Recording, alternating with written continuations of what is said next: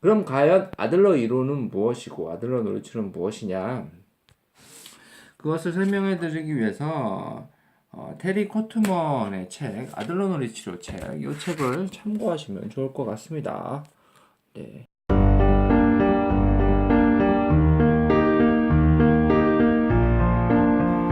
뭐야? 왜 이렇게 많이 껴? 왜 이렇게 많이 꼈어?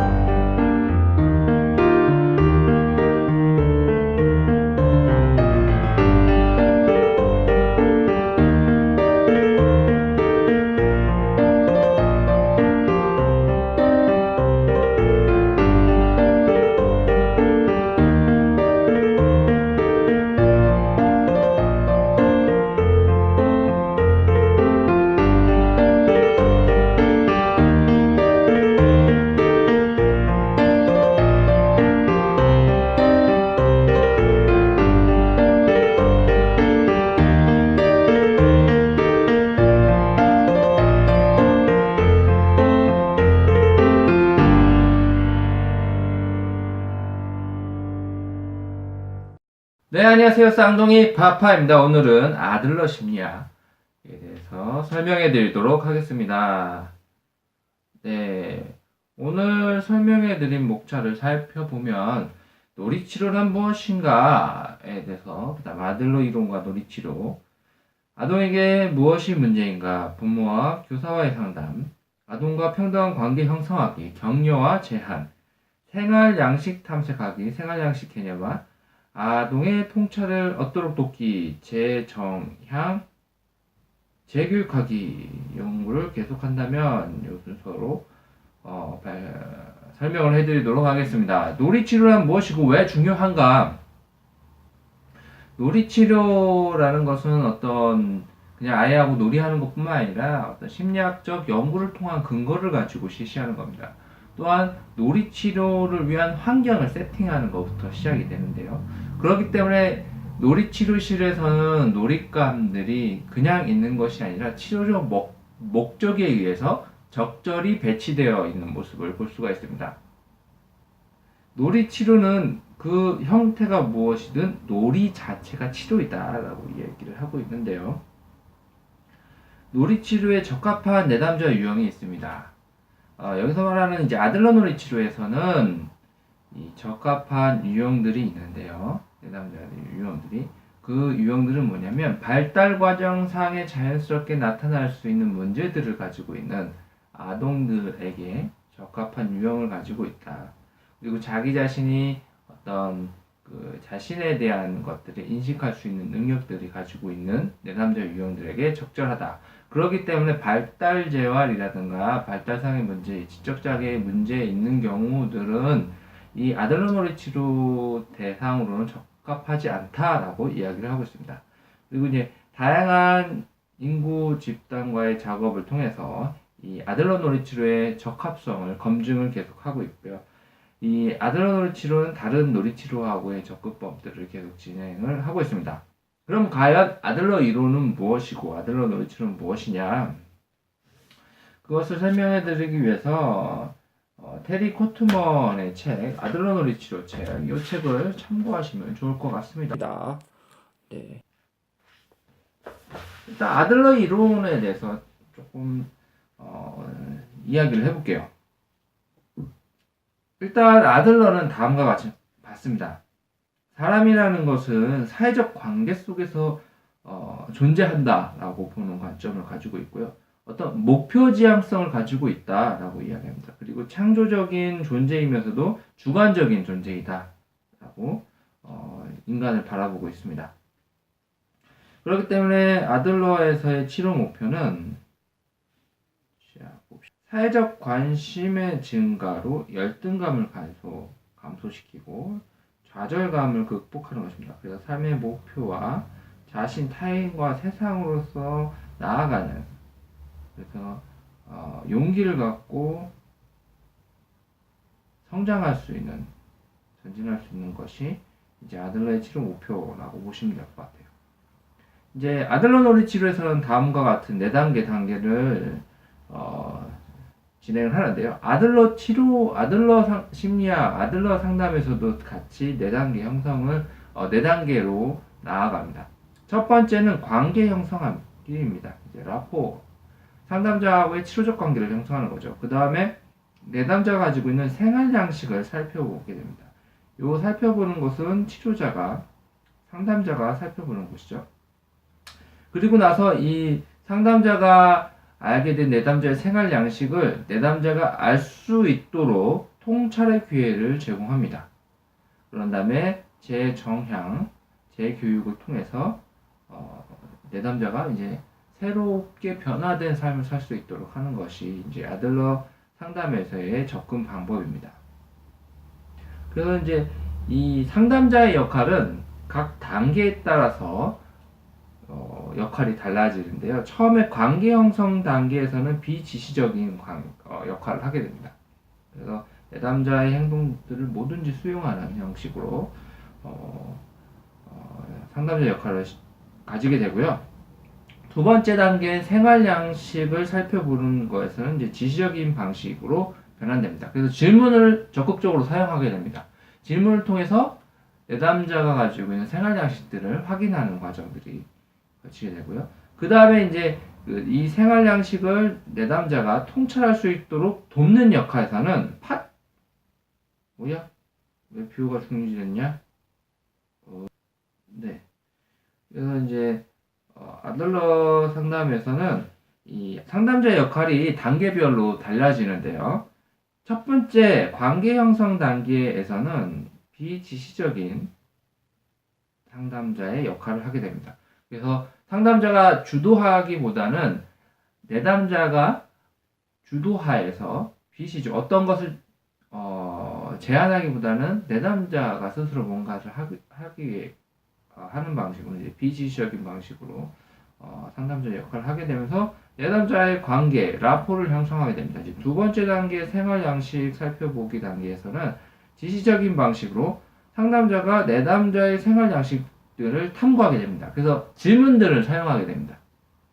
질문을 적극적으로 사용하게 되고 그 질문을 통해서 내담자가 가지고 있는 생각이라든가 사고, 패턴들, 생활에 이제 가지고 있는 것들에 대해서 파악하게 되고요. 세 번째 단계에서는 생활 양식 통찰 얻기를 돕기 단계입니다.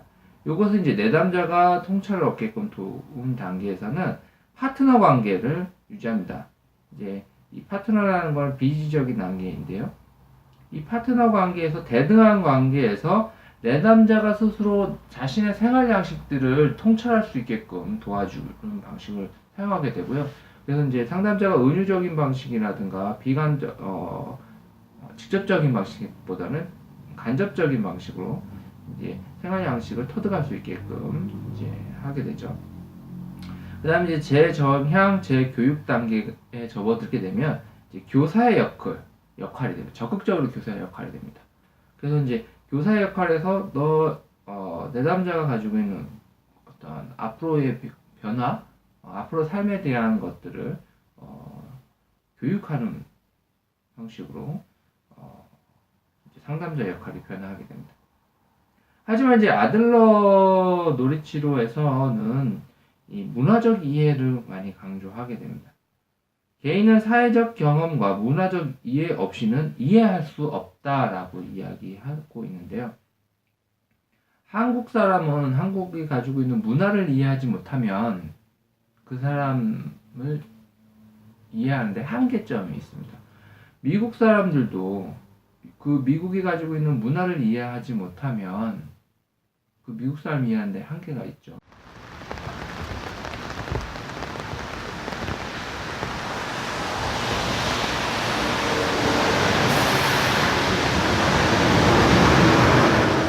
하지만 이제 아들러 놀이치료에서는 이 문화적 이해를 많이 강조하게 됩니다. 개인은 사회적 경험과 문화적 이해 없이는 이해할 수 없다라고 이야기하고 있는데요. 한국 사람은 한국이 가지고 있는 문화를 이해하지 못하면 그 사람을 이해하는데 한계점이 있습니다. 미국 사람들도 그 미국이 가지고 있는 문화를 이해하지 못하면 그 미국 사람 이해하는데 한계가 있죠. 또한 일본 사람도 그런 문화적 이해가 반드시 필요하겠죠. 지우고 갈까? 그래서 이제 이 아들러 놀이치료에서는 이 문화적 이해에 대해서 신경을 쓰고 있습니다. 요 유튜브 영상을 한번 보시면 좋을 것 같아요. 이제 프로이드 같은 경우는 원인론으로서 이제 결정론적 입장을 취하게 돼요. 또 왜 이렇게 결정론적 입장을 취하게 됩니다. 만 6세까지의 경험에 의해서 일생을 살아간다라는 이론을 펼치게 되는데요. 그게 반기를 든 것이 이제 아들러입니다. 아들러는 이제 목적론을 주장을 하는데요. 그 관련된 영상이 여기 나와 있으니까 한번 보시죠. 보고 진행을 해보세요. 자, 그럼 무엇이 문제인가? 문제의 정의에 따라서 바라보는 관점이 틀려지겠죠. 아들러 놀이치료사는 아동의 중요한 CS, 그 다음에 잘못된 행동의 목표, 그리고 성격의 우선순위를 고려하게 됩니다. 그래서 이제 무엇이 문제인가 라고 봤을 때 중요한 CS가 있습니다. 다른 사람과 관계하는 것, 스스로 돌볼 수 있는 능력, 다른 사람의 가치 있게 여기는 것, 용기를 내는 것, 이런 거에서 이제 생활 양식을 잘못 가지고 있을 때 그것이 문제로서 발생한다는 관점이에요. 그래서 잘못한 행동의 목표를 가지고 있다. 낙담한 아동들의 목표는 4가지 주요 영역인데 관심, 힘, 복수, 부적절함을 증명하기. 그러니까 아이들의 문제 행동들을 보다 보면 관심을 받기 위해서 그런 행동들을 하는 것들이 나타나게 됩니다. 아니면 자신의 힘을 표현하기 위해서, 아니면 복수를 하기 위해서, 아니면 자신이 부적절함을 증명하기 위해서 그런 행동들이 나타나게 되는데요.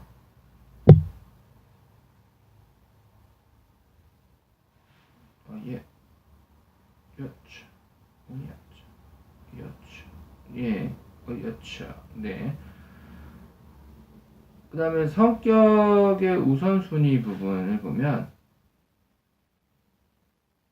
삶은 자기 창조적이고 일관성 있는 자기 표현으로 우리의 인간의 모든 처리 방식으로 작동되는 주체이다. 그래서 이제 사람들마다 성격을 구성하는 우선순위들이 다르다는 거예요. 그 패턴 찾기입니다. 대부분 상황에서 패턴이 있지만 아동들의 중요한 CS, 잘못된 행동의 목표 추구, 또한 성격 우선순위의 표현이 항상 완벽하게 일치하지는 않다라고 해서 이제 주어진 패턴들, 어떤 특정 상황에서의 행동하는 패턴들을 파악하는 것이 필요하다라고 이야기하는 것입니다. 아들러 상담에서는 부모 상담하고 교사 상담을 되게 중요하게 생각을 하는데요. 일단 부모 상담에서 자녀를 낳고 기르는 것에 대한 어떠한 매뉴얼이 없다라는 인식을 주어지면서 부모로서 자녀를 키우는 데에서 죄책감이라든가 부담감들을 덜어주는 모습들이 있죠. 부모 상담 관계에서도 다음과 같이 진행이 되는데요. 일단 관계 맺기 진행이 되고 부모에게 정보를 수집을 합니다. 그 다음에 생활 양식에 대한 통찰을 얻도록 하고 부모를 재정향, 재교육하는 것으로 단계를 이루어집니다. 아들러 상담에서 이루어지는 단계와 동일하게 상담이 진행이 되고 있고요. 부모의 생활 양식을 개념화하기가 필요합니다. 부모가 가지고 있는 생활 양식으로 부모가 중요한 CS 어떤 것이 발달시키는가 그 이제 관계, 유능감, 가치, 용기 등을 통합시키는 역할 중요한 CS의 C의 역할에 해당하는 관계, 유능감, 가치, 용기 등을 통합시키는 역할이 부모 상담의 역할이 되는 것이죠. 교사하고도 역할을 이제 상담을 하는데요. 부모의 통찰을 나누고 재교육과 재정향과 재교육을 실시하게 됩니다. 하지만 이제 교사하고의 상담에서는 교사의 방어적인 감정을 위협적으로 보이지 않도록 하기 위해서 어떤 상담자의 권위적인 나는 전문가다라는 자세를 버려야 된다라고 이야기를 하고 있어요. 그래서 이제 생활 양식에 정보를 수집합니다. 아동이 이제 학령기가 되면 초등학교 이상이 되면 많은 시간을 학교에서 보내게 되고 아동을 가장 많은 시간 관찰하는 사람이 교사입니다. 그렇기 때문에 아동의 상호작용 패턴이라든가 자기 자신, 타인, 학교에 대한 태도, 교사에 대해 태도, 아동의 학교에 대한 태도 등에 대해서 교사로부터 정보를 수집하는 역할을 하게 됩니다. 그래서 이제 교사를 통해서 아동에 대한 정보들, 생활 양식과 학교 생활 등에 대한 정보를 수집하고 그 다음에 교사로부터 어떤 우호적인 파트너십적 관계를 맺어서 교사가 스스로 아동을 이해하는 것을 증가시키고 이제 교사의 방향들 아동에게 필요한 부분들에 대해서 수정할 수 있도록 접근하는 것이 이제 아들러 놀이초 교사와의 상담에서의 방법입니다. 아들러 놀이초의 첫 번째 단계는 아동과 평등한 관계를 형성하는 것입니다. 아들러 놀이초가 가장 먼저 해야 할 일은 아동과 평등한 관계를 형성하는 것입니다. 거의 모든 상담 기법에서 라포 관계를 강조하게 되는데요. 이 라포가 이제 아들러에서 이야기하는 평등한 관계 형성하기입니다. 상담사는 상담 관계가 상담사 아동에게 파트너십이라는 것을 아동이 이해하도록 해야 한다. 그래서 이제 첫 번째 단계에서 아동과의 만남과의 관심 끌기, 놀이방으로 가고 놀이치료에 대한 생각을 묻고 상담 과정에 대해서 설명하는 방식으로 이제 구조화를 이루어지게 됩니다.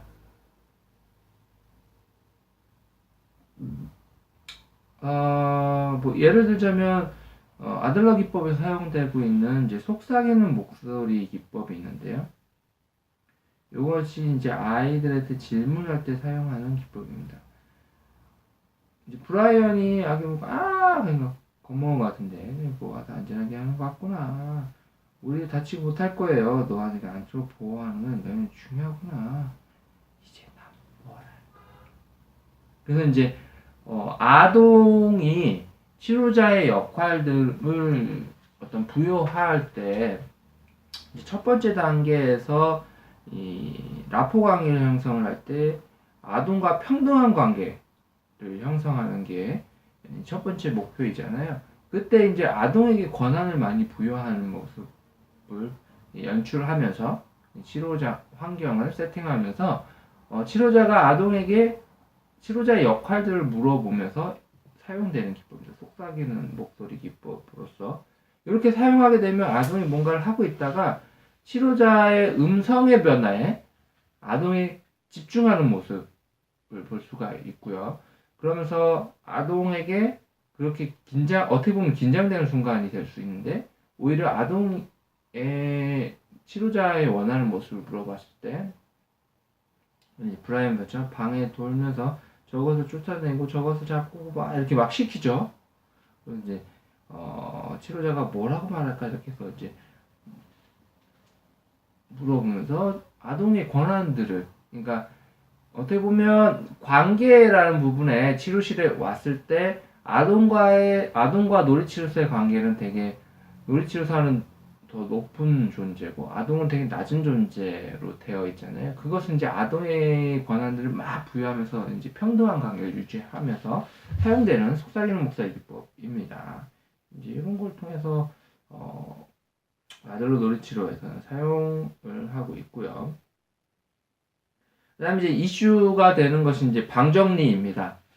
이제 아동 중심 놀이 치료에서는 방정리를 아동에게 시키지는 않는데 아들러 놀이 치료에서는 방정리를 함께 하는 방식으로 사용을 하고 있습니다.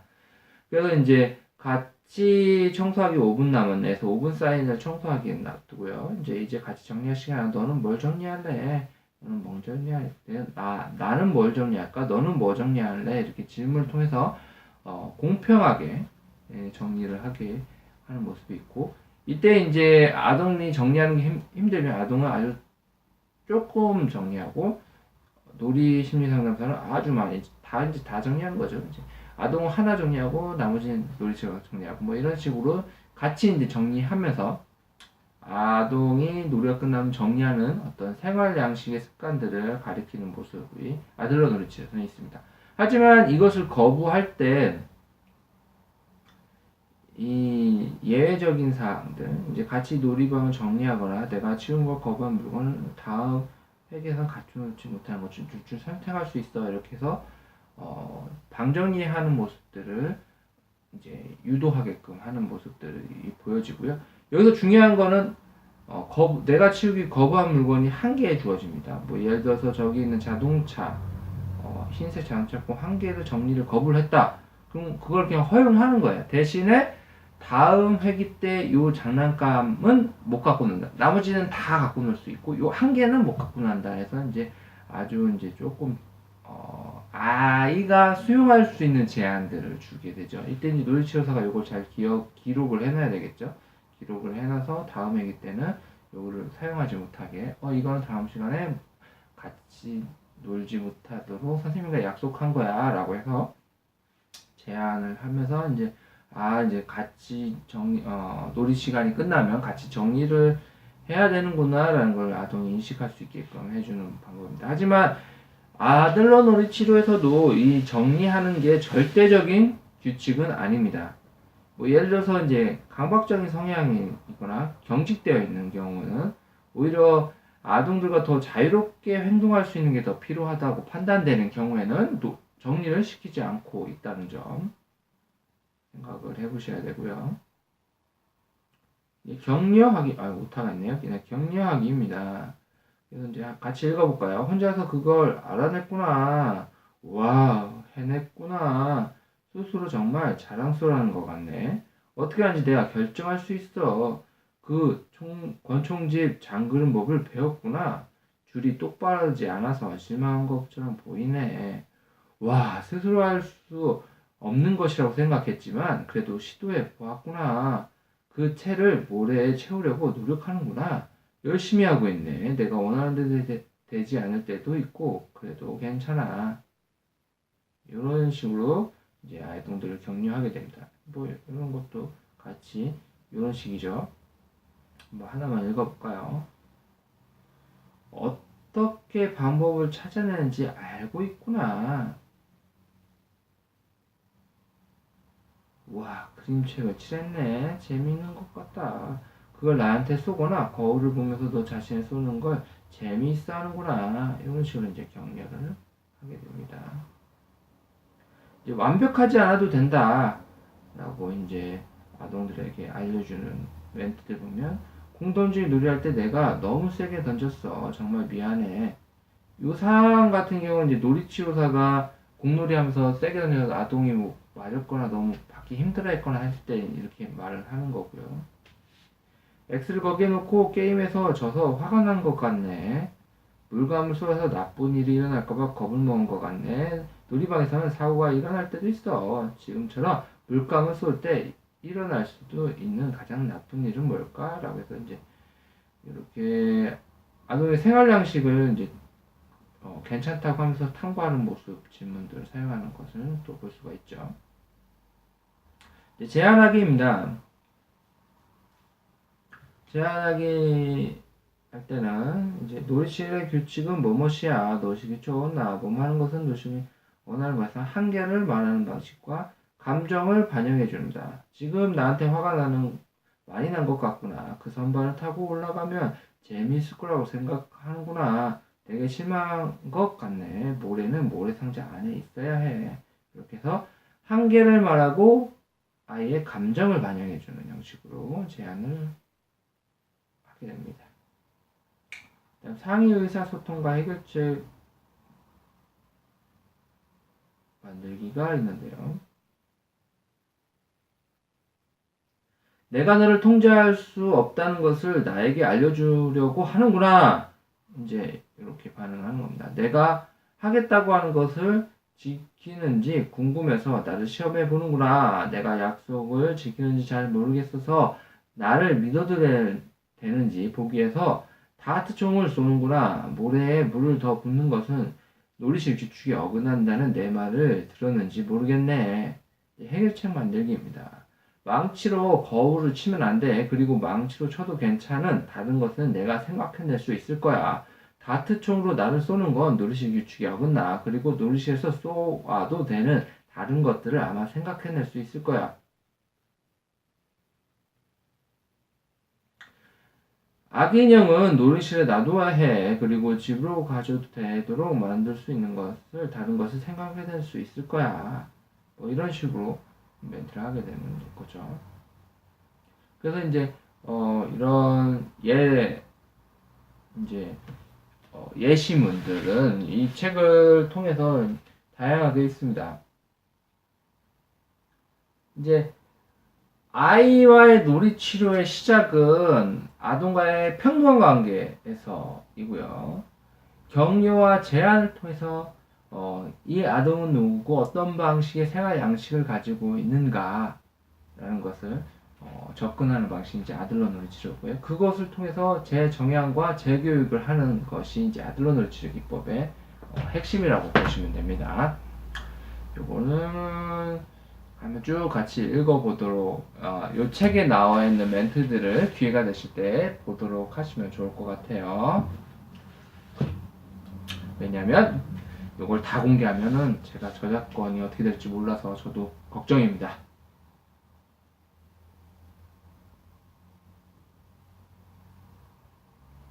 네, 그래서 생활 양식은 어떻게 되어 있느냐 이제 아들러의 이야기하는데요.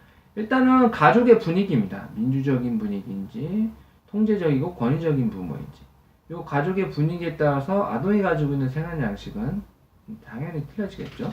그 다음에 이제 출생 순위도 보게 됩니다. 외동인지 첫째인지 둘째인지 중간아이인지 막내아이인지. 외동인 아이 같은 경우는 모든 권한이 부여되고 모든 사랑을 받는데 그에 비해서 부모가 많은 경우 모든 것을 걱정스러워서 못하게 하는 모습들 있죠. 그래서 이제 부모를 만족하기 위해서 난 뭐든지 잘해야 되지만 할 수 있는 건 아무것도 없는.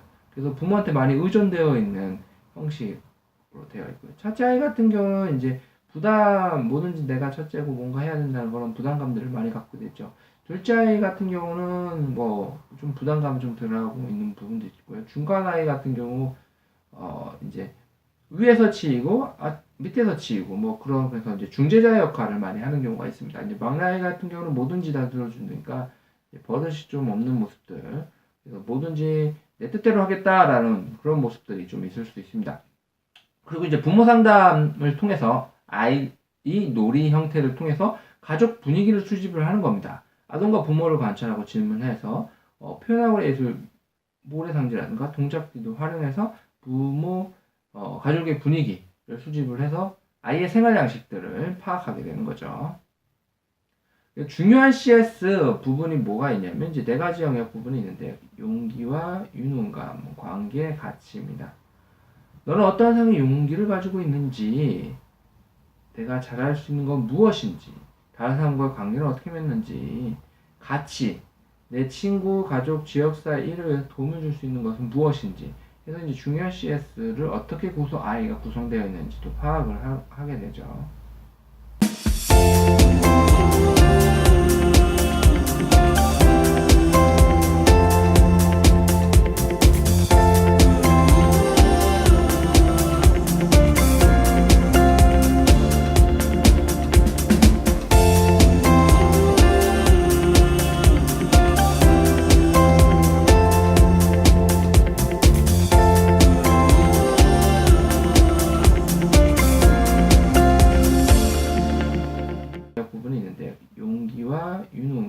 관계의 가치입니다.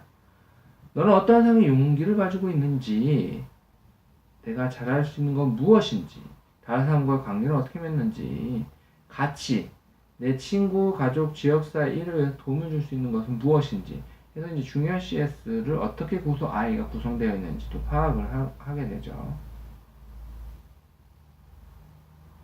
그래서 아동의 생활 양식을 파악해서 문제가 되는 부분들을 재교육을 통해서 이제 놀이의 형태로 간접적이거나 은유적인 방식으로 아동이 생활 양식을 변화할 수도 있게끔 하는 것이 아들러 놀이 치료라고 보시면 됩니다. 이제 아들러 놀이 치료 테리 코트먼이 개발한 기법인데요. 이제 테리 코트먼 같은 경우는 아동중심 놀이치료 기법을 트레이닝하는 과정 중에서 자신의 성격과 좀 안 맞는 부분 때문에 그 부분을 어떻게 해결할까라는 고민 중 아들러 심리학을 가져오면서 이제 아들러 놀이치료 기법이 탄생하게 되었습니다. 아동중심 놀이치료 기법을 트레이닝하다 보면 아동의 주체성을 되게 강조를 하거든요. 그러다 보니까 치료자의 역할이 되게 외부적으로 보면 아무것도 하지 않는 것처럼 보일 수가 있습니다.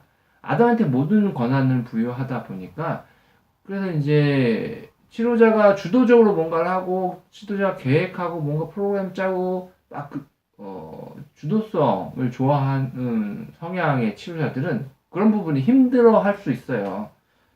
자, 이름을 잘 못 외워서 테리 코트먼 같은 경우도 그런 성격의 소유자였던 것 같아요. 그러다 보니까 그런 갈등 안에서 나왔던 기법이 이제 아들러 놀이 치료이고요. 그러다 보니까 아들러 심리학에 많이 들어가 있는, 그리고 이제 놀이 치료에서 그것을 활용하는 모습들이 볼 수 있고, 또 요즘 많이 주목되고 있는 기법입니다. 모험 놀이 치료입니다. 같이 테리 코트먼, 제가 이름을 잘 못 외웁니다. 테리 코트먼, 방금 말씀해주신, 제가 지금 이름을 못 외웁니다라고 이렇게 말씀드린 것도 이제 제가 갖고 있는 생활 양식이죠. 테리 코트먼이 같이 나왔던 모험 놀이 치료는 이제 아들러 심리학의 어떤 활용편이라고 보시면 돼요. 그래서 이제 청소년과 성인들에게도 적용할 수 있는 놀이 치료 기법으로서 어떤 이 집단 상담이라든가 그런 방법에서 유용하게 사용할 수 있는 기법이고, 요즘 모험 놀이가 많이 이슈가 되고 있죠. 그래서 이것도 한번 읽어보시면 좋을 것 같습니다. 그래서 아들러 놀이 치료를 간단하게 이렇게 설명을 해드리는 걸로 마치도록 하겠습니다. 갑자기 뒤에 갈수록 버벅대네요. 죄송하네요. 네, 이렇게 해서 오늘 이 아들러 놀이 치료 강의 마치도록 하겠습니다. 네, 감사합니다.